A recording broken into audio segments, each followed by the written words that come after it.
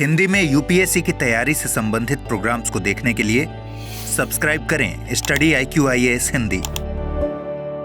Hello दोस्तों, मैं मनोज कुमार आप सभी लोगों का स्वागत करता हूं आपके अपने channel study IQ IAS Hindi पर।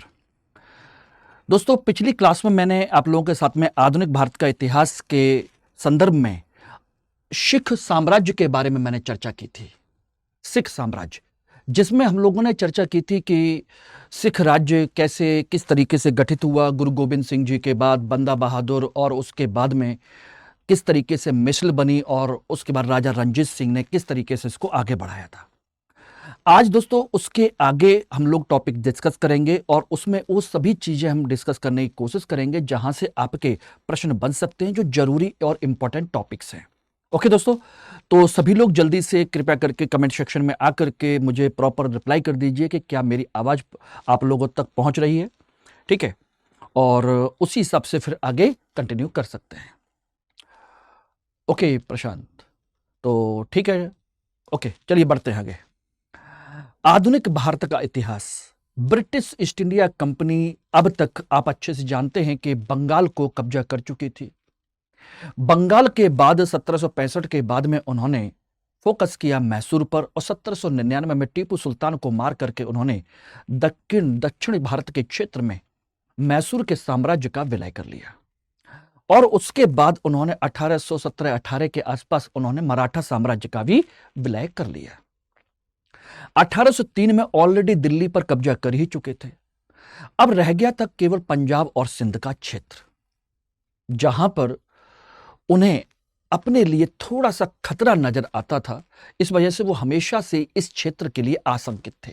अगर आप ये थोड़ा सा मैप देख रहे हो तो इस मैप में अगर समझने की कोशिश करेंगे तो देखेंगे कि ये जो क्षेत्र है, ये वाला, ये वो क्षेत्र है जहां से कोई भी अरब देशों से होते हुए भारत पर आक्रमण करता आता है, और शुरू से इसी क्षेत्र से भारत पर आक्रमण हुए भी थे। इस समय ब्रिटिश ईस्ट इंडिया कंपनी के समक्ष ये एक चुनौती बनी हुई थी कि कहीं उधर से फ्रांस और रूस, जो दोनों की मित्रता हो चुकी है, नेपोलियन तो हालांकि खत्म हो चुका था, फ्रांस और रूस कहीं इस तरफ से ब्रिटेन के खिलाफ या ब्रिटिश साम्राज्य के खिलाफ कोई अभियान तो नहीं चला सकते।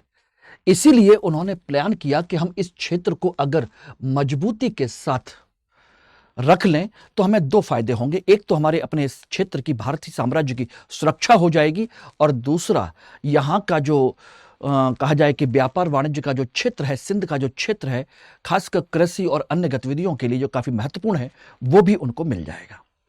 इस वजह से उनका बड़ा इंटरेस्ट था इस तरफ, दो चीजों के लिए, एक सुरक्षा और दूसरा व्यापार।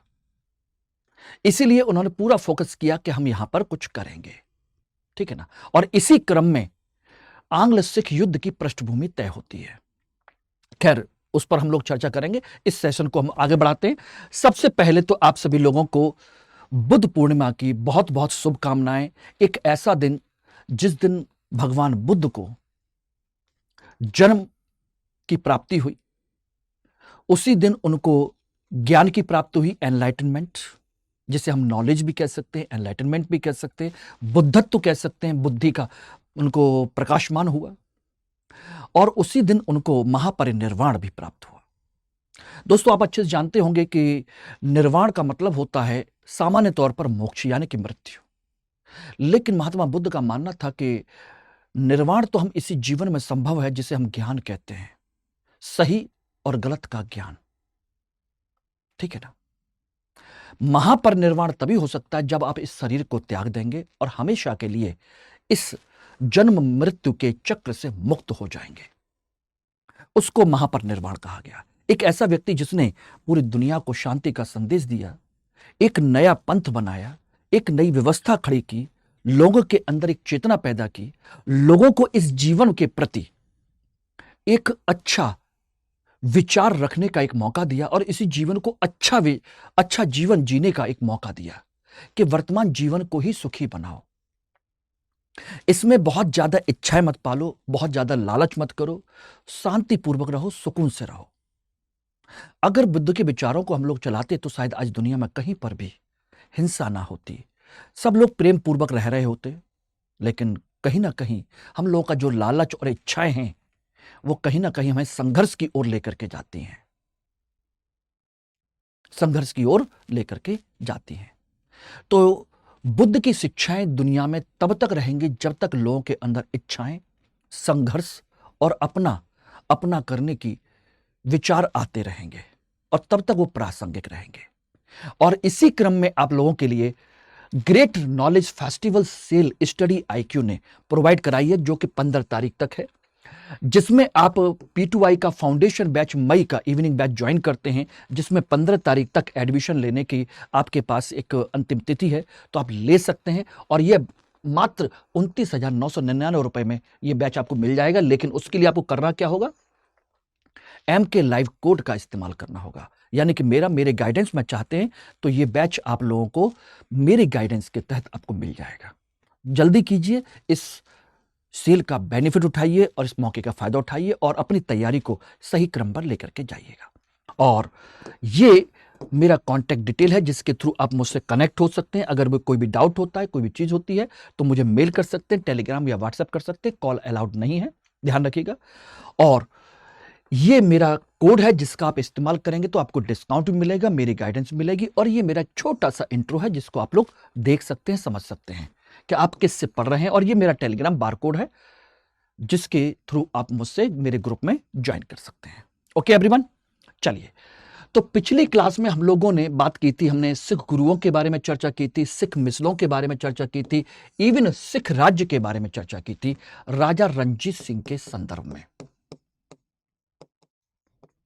राजा रणजीत सिंह के संदर्भ में हमने चर्चा की थी कि कैसे उन्होंने शासन चलाया था और उसके बाद उनके उत्तराधिकारियों के बीच में कैसे संघर्ष होता है और कौन कौन उत्तराधिकारी आते हैं उसके बारे में भी चर्चा करेंगे। और इसके बाद आज का जो टॉपिक है वो है आंग्ल सिख युद्ध। इसको स्टार्ट करने से पहले मैं चाहूंगा कि राजा रणजीत सिंह का जो हमने इतिहास पढ़ा था उसमें थोड़ा सा उनके प्रशासनिक योगदान को हम जरूर जान लेते हैं, क्योंकि यहां से भी आपके क्वेश्चन बन सकते हैं। ठीक है ना, ध्यान रखिएगा। और प्रशासन के संदर्भ में आप अच्छे से जानते हैं कि कुछ चीजें विशेष तौर पर ध्यान रखनी चाहिए। जैसे इनके समय की अगर हम बात करें तो इनकी जो सरकार थी, शासन था, उस सरकार को एक नाम दिया गया था, वो था आपका खालसा सरकार। ये उन्होंने अपनी सरकार का नाम रखा था। ठीक है ना। इन्होंने अपनी सहायता के लिए कुछ मंत्री नियुक्त किए थे, जिन मंत्रियों के चर्चा हमको मिलती है। कुछ मंत्री थे जिनको आप लोग देख सकते हैं। पहला, 2, 3, 4 प्रमुख मंत्रियों की हमको जानकारी मिलती है। राजा ध्यान सिंह, राजा ध्यान सिंह, ठीक है ना। और ये इनके पास कौन सा मंत्रालय था, ये थे आपके मुख्यमंत्री, यानी कि एक तरीके से प्रधानमंत्री के तौर पर। यानी कि राजा रणजीत सिंह के बाद में अगर पूरे राम साम्राज्य का जो सर्वे सर्वा है वो यही है। दूसरे हैं फकीर अजीजुद्दीन, फकीर अजीजुद्दीन, और ये थे विदेश मंत्री। और सोचिएगा, ये सब इतने खास लोग थे, इतने भरोसेमंद लोग थे कि आप सोच भी नहीं सकते हैं कि किस तरह के कितने लोग हो सकते हैं। एक बार इनके बारे में, फकीर अजीजुद्दीन के बारे में कहा जाता है कि एक बार अंग्रेजों से मिले, मुलाकात हुई। चूंकि विदेश मंत्री थे तो स्वाभाविक सी बात है, उनकी मुलाकात और ये सब होना बहुत नॉर्मल सी बातें हैं। तो उन्होंने, विदेश मंत्री ने से पूछा गया फकीर अजीजुद्दीन से कि भाई ये बताइए कि आपके राजा रणजीत सिंह की कौन सी आंख नहीं है। दोस्तों, आपको जानकर के आश्चर्य होगा, राजा रणजीत सिंह की एक आंख नहीं थी। और फकीर अजीजुद्दीन का प्रश्न अगर आप सोचेंगे जो उनको किया गया, उसका क्या बेहतरीन उन्होंने आंसर दिया कि सर मैं ये नहीं बता सकता कि कौन सी आंख नहीं है। अरे ऐसा कैसे हो सकता है कि आप उनके विदेश मंत्री हैं, आपकी मुलाकात होती रहती है, सारी चीजें होती रहती हैं, तो आपको ऐसा कैसे नहीं होगा। बोले डेफिनेटली मुझे नहीं पता है, मतलब सही तौर पर मुझे नहीं पता है कि कौन सी आंख नहीं है। और एक आंख नहीं है ये भी मुझे आपसे पहले पता चल रहा है। अब कहोगे ऐसा कैसे हो सकता है। उनका जो जवाब था वो ये था कि ऐसा इसलिए है क्योंकि पहली बात तो मैंने कभी उनके चेहरे की तरफ देखने की हिम्मत नहीं जुटाई। और क्यों नहीं जुटाई, क्योंकि उनके चेहरे से इतना तेज निकलता है कि उस तेज के आगे मेरी आंखें चुंधिया जाती हैं। इसलिए मुझे कभी ये पता ही नहीं चला कि उनकी एक आंख नहीं भी है। ये भरोसा और ये विश्वास है, ठीक है ना। चलिए, इस तरह की किस्से कहानियां आप लोग सुनते रह सकते हैं। दूसरा, इनके एक और मंत्री हैं जिनको आप देख सकते हैं, वो है मोहकम चंद और हरि सिंह। मोहकम चंद्र और हरि सिंह, हरि सिंह नलवा भी कहते हैं इनको, और ये थे आपके रक्षा मंत्री। और एक हैं राजा भगवान दास, भगवान दास, और ये थे आपके वित्त मंत्री। ये चार बड़े मंत्री उनकी जिनकी चर्चा मिलती है, तो हो सकता है आपसे मैचिंग में ही क्वेश्चन पूछ ले जाए कितने सही मिलान हैं, ये आपसे पूछा जा सकता है, ठीक है ना, ध्यान रखिएगा। उसके बाद मंत्री के बाद में इन्होंने अपने साम्राज्य के में कई सारे विभाग बनाए जो अलग अलग विभागों को देखते थे, कार्य करते थे। तो इनके समय में लगभग 12 विभागों का उन्होंने गठन किया था। 12 विभागों का गठन किया जो अलग अलग गतिविधियों के लिए जिम्मेदार थे। 12 विभाग बनाए थे, ठीक है ना। तो ये उनके केंद्र के स्तर की प्रमुख मंत्रियों की और उनके विभागों की एक छोटी सी जानकारी है जिसको हम कह सकते हैं। उसके बाद अगर हम इनके प्रशासनिक विभाजन की बात करें तो आप देख सकते हैं इनका प्रशासनिक विभाजन कि किस तरीके का इनका प्रशासनिक विभाजन था। क्या इन्होंने अपने समय में इस विभाजन को किया था, अपना प्रशासन को बांटा था? डेफिनेट सी बात है। देखिए, इनका जो प्रशासनिक विभाजन है वो देखिए सबसे ऊपर था इनका साम्राज्य, राज्य जिसे कहते थे, साम्राज्य या राज्य कहते हैं। और राज्य को इन्होंने विभाजित किया था प्रांतों में, प्रांत, ठीक है ना, ध्यान रखना। और इनके समय में 4 प्रांतों की जानकारी मिलती है जिनके प्रांतों के गवर्नर होते थे। कौन कौन से 4 प्रांत हैं याद रख लीजिएगा, ये कभी भी आपसे पूछा जा सकता है। लाहौर, मुल्तान, कश्मीर और पेशावर। लाहौर, मुल्तान, कश्मीर और पेशावर। इन्होंने अपने साम्राज्य को इन 4 प्रांतों में विभाजित किया था। प्रांतों के बाद में जो असली अगली प्रशासनिक इकाई है इनके बाद में, वो है आपके परगना की। परगना, परगना एक तरीके से जिले के तौर पर देख सकते हो। परगना को डिवाइड किया गया मौजा में। मौजा बोले तो गांव का समूह, गांव समूह, कुछ गांव का जो समूह होता है उसे मौजा कहा गया, ठीक है ना। और सबसे छोटी इकाई है 5वीं, वो थी गांव। इस तरीके से उन्होंने एक शासक के तौर पर ये सारी चीजें उन्होंने विभाजित की थी जो आपसे कभी भी पूछी जा सकती हैं। क्लियर है? अब ये तो हो गया इसके बाद में। क्या इसके बाद में क्या इनका कोई सैन्य प्रशासन नहीं था? डेफिनेट सी बात है कि बिना सेना के कुछ हो ही नहीं सकता। कहा जाता है कि राजा रंजीत सिंह के समय में जो सेना थी वो सेना उस समय विश्व की सबसे सुंदर सेना मानी जाती थी, वेल डिसिप्लिन्ड सेना मानी जाती थी, बहुत ही अनुशासित। क्योंकि उस सेना के लिए इन्होंने बड़े स्तर पर विदेशी प्रशिक्षकों की नियुक्ति की थी हर तरह की चीजों के लिए, और बहुत ही शालीनता के साथ उसको उन्होंने अनुशासन के साथ रखा उसको। कहते हैं कि जब वो सेना, उनकी घुड़सवार सेना चला करती थी तो समझ लीजिए ऐसा लगता था जैसे कोई नृत्य करते हुए चल रहा हो। उसी तरह की उनकी ड्रेस, रंग बिरंगी ड्रेस और नृत्य करते हुए घोड़ों का चलना आगे, सबसे सुंदर सेना मानी जाती थी और काफी बड़ी सेना थी। अब कितनी योद्धा थी, कितनी योद्धा नहीं थी, ये तो समझ ही सकते हो कि उनका कोई बहुत बड़ा किसी के साथ युद्ध नहीं हुआ, छोटे छोटे युद्ध हुए। अंग्रेजों के साथ उनके आमने सामने का युद्ध उन्होंने कभी नहीं लड़ा। लेकिन हां, इतना जरूर है कि उनकी जो सेना थी वो काफी ताकतवर मानी जाती थी, इसमें कोई शक नहीं है। सैन्य संगठन के अंतर्गत हम चर्चा करें तो देख सकते हैं इसमें उन्होंने 2 प्रकार की सेना बना रखी थी। एक थी फौज ए खास फौज ए खास नाम की सेना, ठीक है ना, जो कि केंद्र की स्थायी सेना थी, स्थायी सेना, जिसे केंद्र सरकार सब कुछ हथियार से लेकर घोड़े से लेकर के सब कुछ उनको उपलब्ध कराती थी, फौज खास। और दूसरी थी फौज बेकवायद, फौज ए बेकवायद, बेकवायद, और यह थी अस्थायी सेना,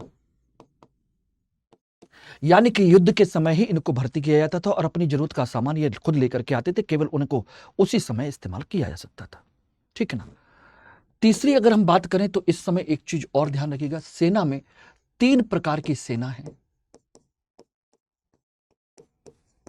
सेना मुख्य तौर पर, क्योंकि नौसेना तो देखिए पंजाब के क्षेत्र में संभव है नहीं, एक थी आपकी पैदल सेना, और इनके लिए सोचिए विदेशों से प्रशिक्षक नियुक्त किए गए थे। इनके लिए जो प्रशिक्षक था वो था बंतूरा, बंतूरा, और ये था इटली का प्रशिक्षक जिन्होंने इसको ट्रेंड किया था, बंतूरा। दूसरी थी घुड़सवार सेना, घुड़सवार सेना, और इसके लिए एलार्ड फ्रांस से उनको बुलाया गया था, फ्रांसी था एलार्ड फ्रांस का, उसने इनको ट्रेंड किया था। और तीसरी सेना थी तोपखाने की, तोपखाना था इनका, और इसके लिए 2 लोग थे, कोर्ट एंड गार्डनर, कोर्ट एवं गार्डनर, और ये भी दोनों फ्रांस के अधिकारी थे जिन्होंने इन्हें ट्रेंड किया था। तो कुल मिलाकर के ये इनके प्रशासन की कुछ खास खास मोटी मोटी चीजें हैं जो इन्होंने चलाई। बाकी न्याय व्यवस्था इनकी अपने अनुसार चलती ही थी। राजस्व प्रशासन वो सामान्य तौर पर ही था, और भू राजस्व इनका मुख्य राजस्व माना जाता था, और ये तो हमेशा से रहा है, ठीक है ना। और 2/5 हिस्सा ये लिया करते थे, कहीं कहीं 1/3 भी लिखा हुआ है, लेकिन 2/5 इनका हिस्सा हुआ करता था कुल मिलाकर के। शासन व्यवस्था बहुत अच्छी चल रही थी, सब कुछ बढ़िया था, लेकिन आप अच्छे से जानते हैं कि इनकी मृत्यु हो गई थी आपके, समझ ही सकते हैं, 1739 में, 1839 में इनकी मृत्यु हो गई।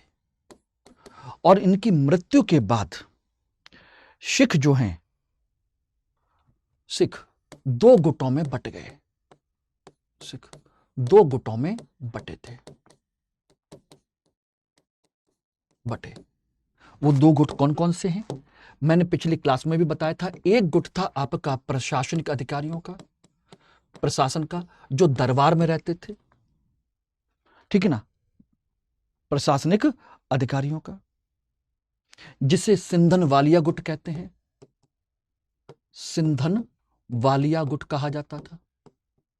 और दूसरा था सेना का, जिसे डोगरा गुट कहते थे, डोगरा गुट। और इन दोनों ने अपने अपने तरीके से अपने अपने उत्तराधिकारियों को चुनने और अपना प्रभाव दरबार में बनाए रखने की कोशिश की थी, ठीक है ना। और इसी वजह से राजा रंजीत सिंह की मृत्यु के बाद 4 उत्तराधिकारी इन लोगों ने बिठाए, कुछ एक महीने के अंदर ही 4। सबसे पहले इनका क्रम याद रख लीजिएगा, खड़क सिंह, दूसरा नौनिहाल सिंह, ये सब उनके ही पुत्र हैं, अलग अलग रानियों से, इसलिए सब अपने अपने तरीके से शासक बनाना चाहते हैं, इन सबको मार दिया गया। तीसरे आपके शेर सिंह, एक को बिठाओ तो दूसरा गुट मार देता है। और चौथे और अंतिम है राजा दिलीप सिंह, दिलीप सिंह। और इसमें ध्यान रखिएगा, कंडीशन ये थी कि इनकी जो संरक्षक बनी, इनकी मां बनी, मां जिंदन कौर, ठीक है ना। और जो वजीर बना वो था लाल सिंह, ये रहे। और ये इस तरीके से व्यवस्था इस समय तक चलती रही कुल मिलाकर के। ओके एवरीवन, ये सारी चीजें थी। अब बात आती है कि इनके बीच में युद्ध को लेकर के कि युद्ध क्यों हुआ, कैसे हुआ। तो इस समय देखेंगे तो आंग्ल सिख युद्ध की पृष्ठभूमि पूरी तरीके से बनी हुई है, प्रॉपर तरीके से देखेंगे तो इनके बीच में दो युद्ध होते हैं, फर्स्ट एंड सेकेंड। एक युद्ध होता है 1845 से लेकर के 46 के बीच का, 46, और दूसरा होता है 1848 से लेकर के 49 के बीच का। ये आपके दो युद्ध इन लोगों के बीच में हुए और दोनों में ही सिख सेना हार गई। दोनों में ही सिख सेना हार चुकी थी।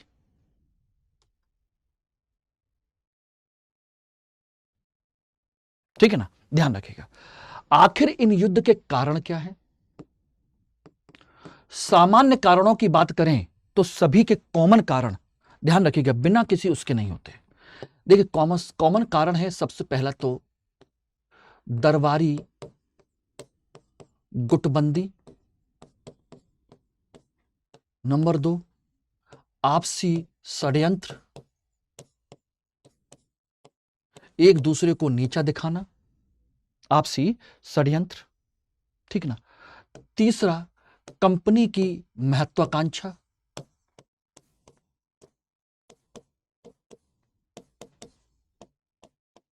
महत्वाकांक्षा कैसी? संपूर्ण भारत जीत चुके हैं, संपूर्ण भारत जीतना, और इस समय तक आते आते दिल्ली पर, अवध पर, सोचिए बंगाल पर, दक्कन में मराठा, गुजरात वगैरह, ये सब आज तक राज्य का जीत चुके हैं। केवल पंजाब सिंध का क्षेत्र बचा हुआ है। और चौथी जो है वो है इंग्लैंड की जरूरत, इंग्लैंड की जरूरत, और वो भी किस चीज की? अनाज की।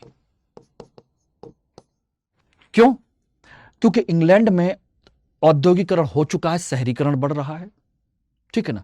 और शहरीकरण बढ़ रहा है तो शहर में रहने वाली जनसंख्या के लिए खाने पीने अनाज की कमी पड़ रही है, क्योंकि वहां पर तो कॉमर्शियल क्रॉप्स वहां पर डेवलप कर चुके हैं ऑलरेडी, वाणिज्यिक फसलें, कॉर्पोरेट खेती हो रही है, वहां पर एग्रीकल्चर हो रहा है।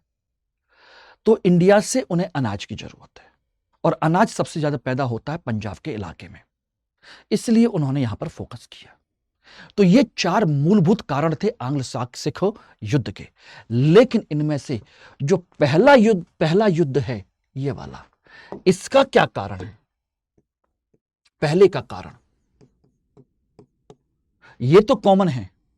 देखिए, पहले कारण भी इसी से मिलते जुलते हैं। पहला, गुटों में संघर्ष, गुटों में संघर्ष नेचुरल सी बात है, हर गुट एक दूसरे गुट को खत्म करके सारी चीजें चाहते हैं।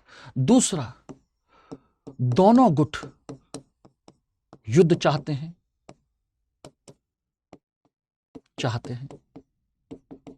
क्यों चाहते हैं?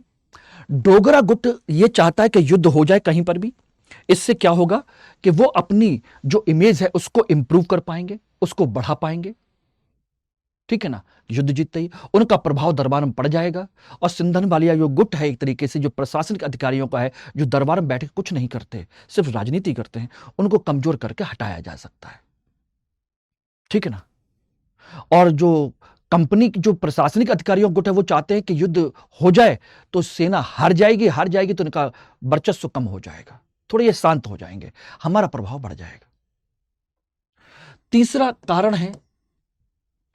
कारण है कंपनी द्वारा सीमा पर सैनिक, सीमा पर कंपनी के सैनिकों की संख्या में वृद्धि, कि सैनिक संख्या में वृद्धि, तो इनमें भी कहीं ना कहीं यह डर बैठने लगा कि युद्ध कभी भी हो सकता है। और चौथा है वजीर लाल सिंह और उनका असिस्टेंट तेजा सिंह का षड्यंत्र,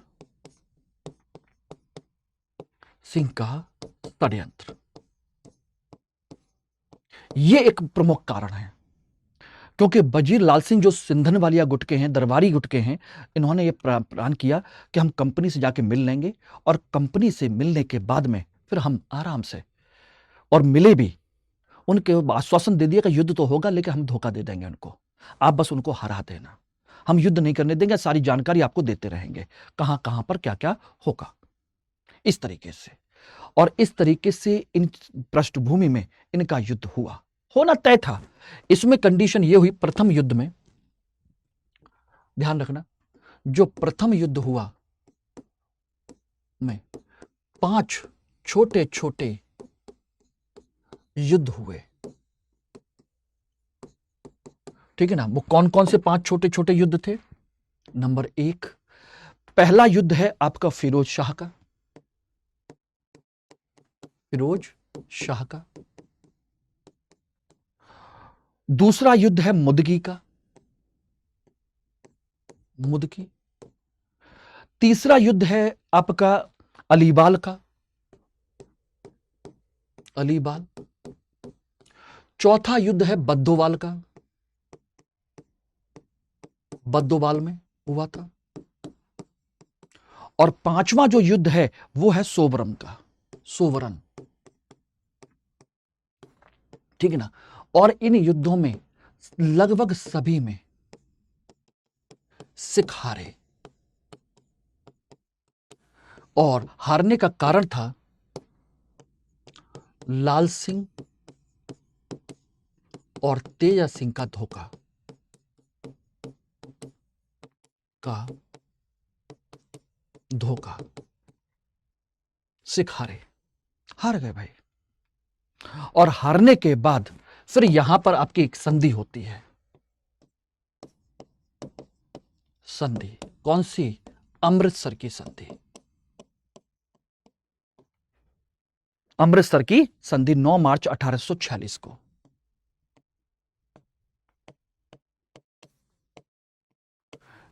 मार्च 1846 को संधि होती है। सॉरी, अमृतसर की, लाहौर की संधि, सॉरी, अमृतसर की संधि तो पहले ही हो चुकी है, लाहौर की संधि। और ध्यान रखना, यह संधि एक सहायक संधि के तौर पर है,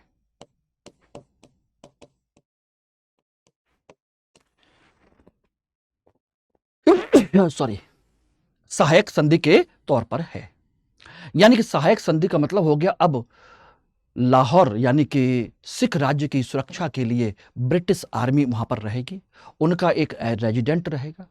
यानी कि अब सिख राज्य अब किसी भी अन्य राज्य के साथ में ना तो युद्ध की घोषणा करेंगे और ना ही मित्रता का। ये सारी जिम्मेदारियां कंपनी की आ जाएंगी, कंपनी देखेगी पूरा मैटर।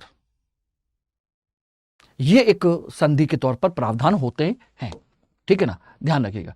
अब इसके अंतर्गत क्या क्या प्रावधान थे वो देखिएगा। प्रावधान यह था कि 1 करोड़ रुपया, 1 करोड़ रुपया युद्ध हार जाना, युद्ध हार जाना। दूसरा, सेना में कमी करना, सेना में कटौती कर दी गई।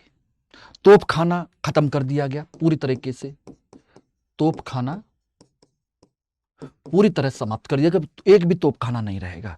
घुड़सवार, घुड़सवार अब लाखों की संख्या नहीं, केवल 12,000 होंगे। पैदल, ये भी लाखों की संख्या में नहीं होंगे, मात्र 20,000 होंगे, बस इतनी सेना कर दी गई, बाकी सब खत्म कर दी गई, ठीक ना। तीसरा, ब्यास और सतलज के बीच का क्षेत्र, ब्यास और सतलज के बीच का क्षेत्र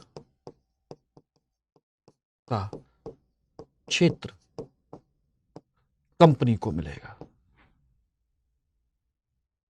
ठीक है ना। और अब जो चौथा जो प्रावधान है वो राजा दिलीप सिंह की संरक्षक मां जिंदन कौर होंगी, जिंदन कौर प्लस वजीर लाल सिंह ही होगा।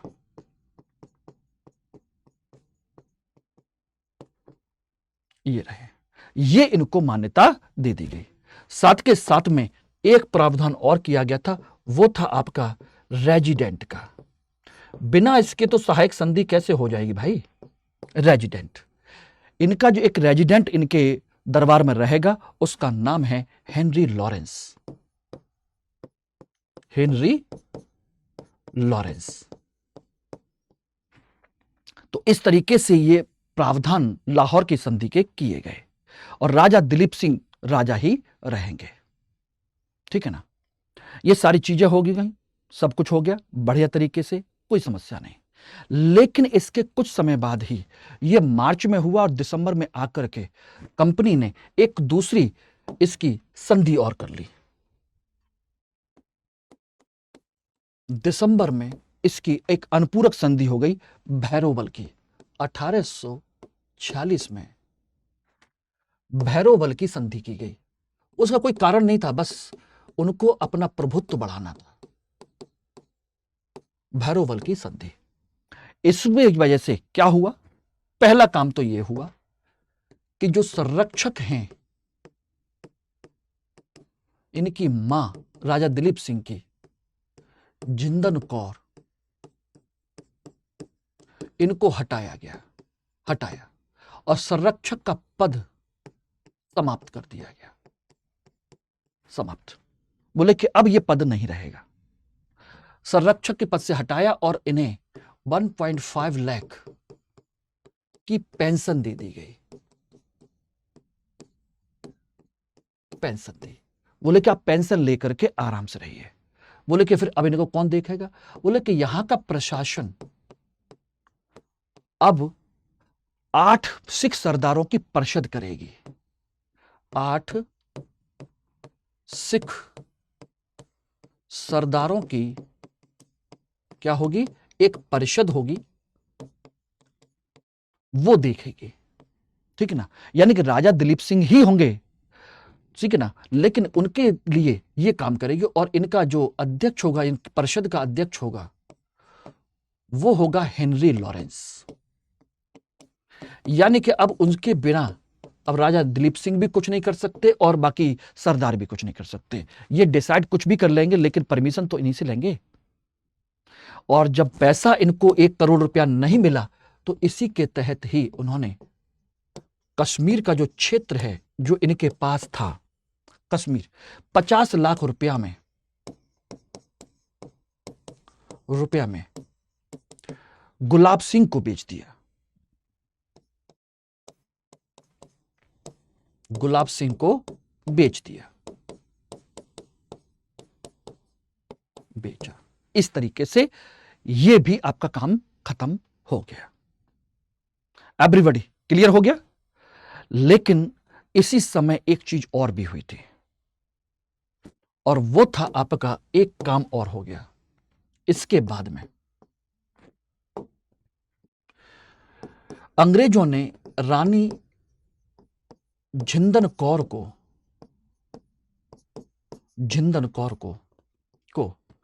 पेंशन कम कर दी गई। पेंशन कम की, मात्र 48,000 रुपया, और उन्हें लाहौर से दूर शेखुपुरा भेज दिया गया।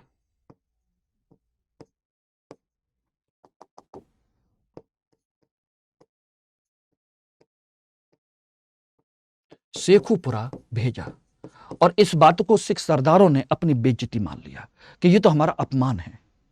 पर रानी की क्या कमी थी?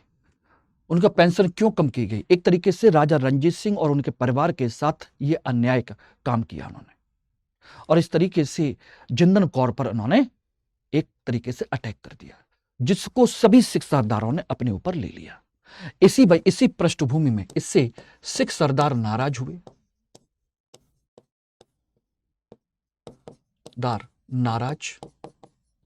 और विद्रोह की संभावना बन गई।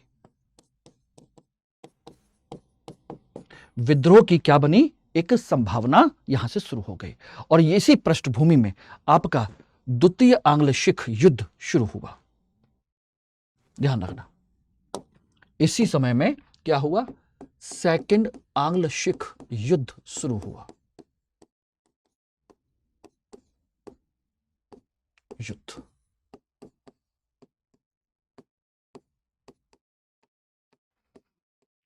ठीक है ना, ये शुरू हुआ। अब इसके प्रमुख कारण क्या थे? देखिए, अगर इनके कारणों की चर्चा करेंगे तो देखिए, पहला तो वही कारण, लॉर्ड डलहौजी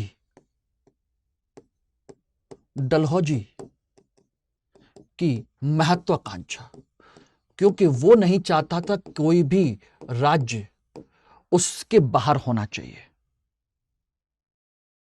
ठीक है ना। दूसरा, लाहौर और भैरोवल की संधि का अपमान।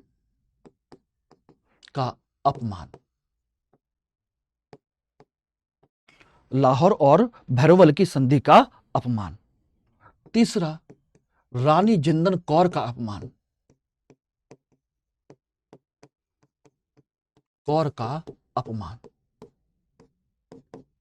चौथा, मुल्तान में करों में अत्यधिक वृद्धि। इसीलिए मुल्तान के जो गवर्नर है, मूलराज द्वारा विद्रोह,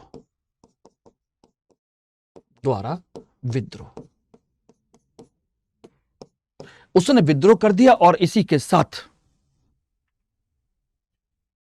द्वितीय आंग्ल सिख युद्ध शुरू हो गया। ठीक है ना, इसी कारण से। और इस युद्ध में कई छोटे छोटे युद्ध जो हैं आपके हुए। 3 युद्ध हुए। नंबर 1 रामनगर, दूसरा चिलियावाला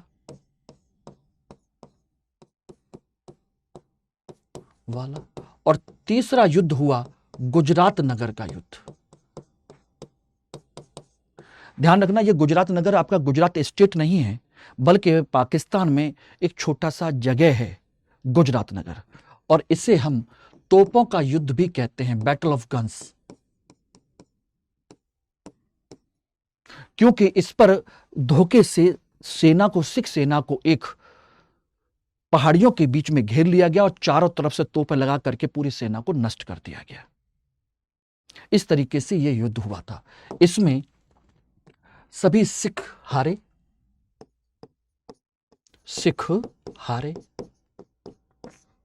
और सिख हारे तो क्या हुआ, पंजाब का विलय कर लिया गया। राजा दिलीप सिंह को इंग्लैंड भेजा पढ़ने, पेंशन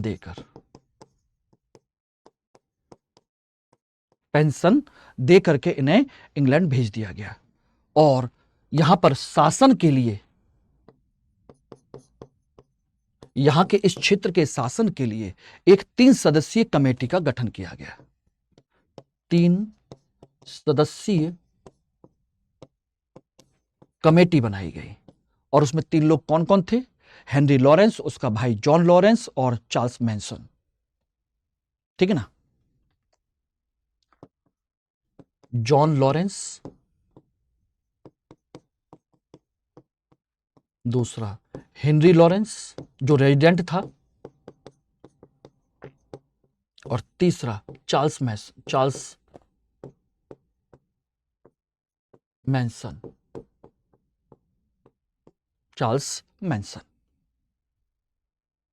इस तरीके से पूरा पंजाब इनके कंट्रोल में आ गया था और इस तरह से ये सारी चीजें कंप्लीट हुई। ठीक है ना। और इस तरह दूसरा आंग्ल सिख युद्ध भी खत्म हो गया। उम्मीद करता हूं कि ये सारी चीजें आपको क्लियर हो गई होंगी। इनको आराम से आप नोट कर सकते हैं, आराम से पढ़ सकते हैं। जितना जरूरी है वो सभी पॉइंट मैंने इसमें एक एक करके सभी आपको बता दिए, यानी कि रंजीत सिंह के प्रशासन से लेकर के सारी चीजों तक जो भी जरूरी चीज है। ओके, ध्यान रखिएगा। और इसी के साथ में आप लोगों को जो सरप्राइज जो गिफ्ट है ग्रेट नॉलेज फेस्टिवल का, वो केवल और केवल जीएस के लिए नहीं है। 15 तारीख तक ये बैच का जो सेल का ऑफर है आप लोगों को हिस्ट्री के ऑप्शनल बैच पर भी आपको मिल रहा है, जो कि हम लोगों ने अप्रैल में लास्ट में 30 अप्रैल को हमने बैच स्टार्ट किया था, जिसमें अभी 14 तारीख तक आप एडमिशन ले सकते हैं।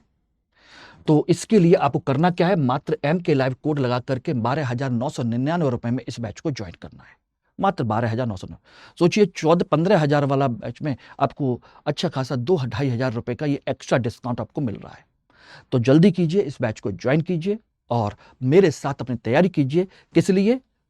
ध्यान रखना, केवल छोटी मोटी चीजों को एग्जाम देने के लिए नहीं, बल्कि इतिहास में 60% यानी कि 300 प्लस अंक लाने के लिए, जिससे कि आपको प्रॉपर IAS मिले और मेरी गाइडेंस में रह करके पढ़ने के लिए। ठीक है ना? जल्दी कीजिए। बाकी कोई भी समस्या हो, कोई भी चीज हो, तो ये मेरा कॉन्टैक्ट डिटेल है। ये ग्रुप को जरूर ज्वाइन कर लेना, टेलीग्राम ग्रुप को, ठीक है ना? लेकिन कोड MK लाइव लगाना मत भूलिएगा।